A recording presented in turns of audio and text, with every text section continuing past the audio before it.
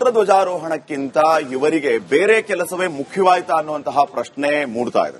ಸಚಿವ ಜಮೀರ್ ಅಹ್ಮದ್ ಈಗ ರಾಷ್ಟ್ರ ಧ್ವಜಾರೋಹಣಕ್ಕೆ ಹಿಂದೇಟು ಹಾಕಿದ್ದಾರೆ. ಇದೇ ಸಚಿವ ಸ್ಥಾನ ಗಿಟ್ಟಿಸಿಕೊಳ್ಳೋದಕ್ಕೆ ಕದ್ದು ಮುಚ್ಚಿ ನಾಲ್ಕು ಸಾರಿ ಡೆಲ್ಲಿಗೆ ಹೋಗಕ್ ಬಂತು ಇವರಿಗೆ.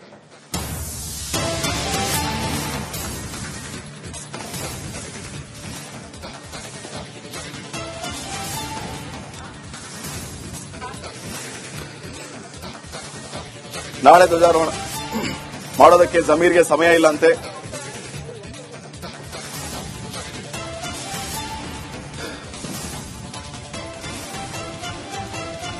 ವಿನಾಯಿತಿ ಕೋರಿ ಮುಖ್ಯಮಂತ್ರಿಗೆ ಪತ್ರ ಬರೆದಿದ್ದಾರೆ ಜಮೀರ್.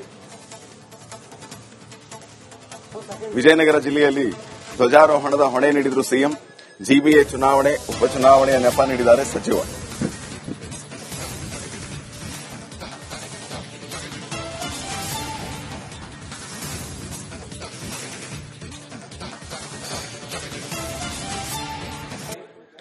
ನೋಡಿ, ನಾಳೆ ಧ್ವಜಾರೋಹಣ ಮಾಡೋದಕ್ಕೆ ಜಮೀರ್ಗೆ ಸಮಯ ಇಲ್ಲ ಅಂತೆ. ವಿನಾಯಿತಿ ಕೋರಿ ಮುಖ್ಯಮಂತ್ರಿಗಳಿಗೆ ಪತ್ರ ಬರೆದಿದ್ದಾರೆ ಜಮೀರ್.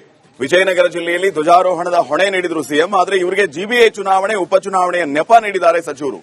ಇದೇ ಮಂತ್ರಿಗಿರಿಯನ್ನ ಗಿಟ್ಟಿಸಿಕೊಳ್ಳೋದಕ್ಕೆ ನಾಲ್ಕು ಸಾರಿ ಕದ್ದು ಮುಚ್ಚಿ ದೆಹಲಿಗೆ ಹೋಗೋದಕ್ಕೆ ಸಮಯ ಇದೆ. ಬೆಂಗಳೂರಿನಿಂದ ದೆಹಲಿ, ದೆಹಲಿಯಿಂದ ಬೆಂಗಳೂರು, ಬೆಂಗಳೂರಿನಿಂದ ಮತ್ತೆ ದೆಹಲಿ. ಆದ್ರೆ ಇಲ್ಲೇ ವಿಜಯನಗರಕ್ಕೆ ಹೋಗಿ ಧ್ವಜಾರೋಹಣ ಮಾಡೋದಕ್ಕೆ ಜಮೀರ್ಗೆ ಟೈಮ್ ಇಲ್ಲ. ಕೊಟ್ಟಿರೋ ನೆಪ ಏನು? ಜಿಬಿಎ ಚುನಾವಣೆ, ಉಪಚುನಾವಣೆ ನೆಪ. ಇನ್ ಜಿಬಿಎ ಚುನಾವಣೆ ನಾಡಿದ್ದು ನಡೀತಾ ಇದೆಯಾ? ಉಪಚುನಾವಣೆ ಈಗಾಗಲೇ ಘೋಷಣೆ ಆಗಿದೆಯಾ?